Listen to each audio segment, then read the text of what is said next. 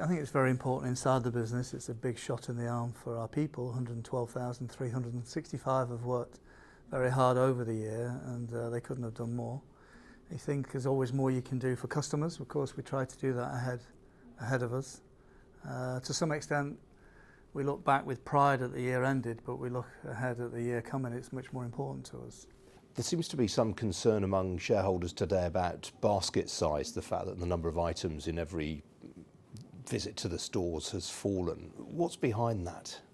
Well, I think the important three measures for our business really are footfall, which is up 4%, volume, which is up again this year, and of course the morale of our own people.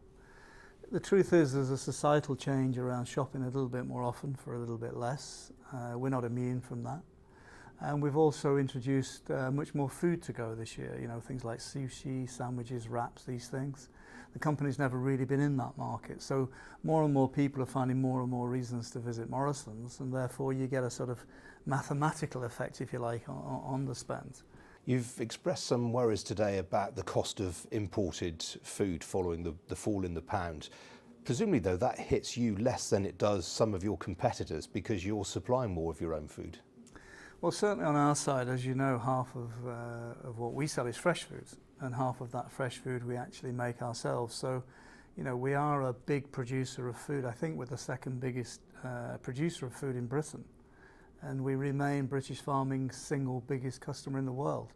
And so you're right, we are a little bit immune from the full extent of what has been a sharp drop in the value of sterling and what is a sharp rise in commodity prices. We can't defy gravity on those things, but we can find ways to be, I think, even more competitive in the year ahead, attract more customers as we, continue the recovery of what is a very important British company. But nonetheless, there is going to be some food price inflation coming down the tracks.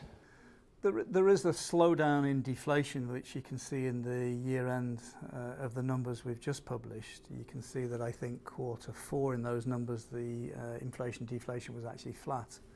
And so our job really is to sort of ameliorate as much as we can any inbound inflation. We work with our suppliers, we work with ourselves, we work very hard on the side of consumers to pursue value for money. As you say, setting yourself up as a wholesaler, what progresses are on the Amazon tie-up? Since the early weeks, it keeps building week on week. If you were to look at a graph, it would be going up. And I think in total we're around 75% up from where we started. So, more reasons to be cheerful. Business rates, the Chancellor offered some relief in the budget this week. There's a review going on. Some of your competitors, Sainsbury's for example, are very, very exercised about business rates. Are you broadly happy with what the Chancellor's going to be doing now in terms of reviewing the setup? Well, exercise is not always good for you, as we know. But I think on our side, we're delighted that the Chancellor is able to give some relief to the smaller businesses. We can be a better business by working with smaller businesses, helping them become bigger businesses. Just next week, we're on the road looking for 200 small and great, local suppliers across the breadth of Britain.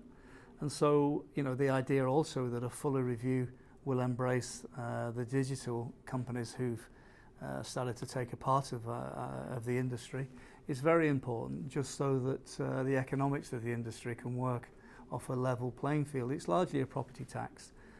We're a fully paid up taxpayer in Britain, and we're looking forward to the year ahead.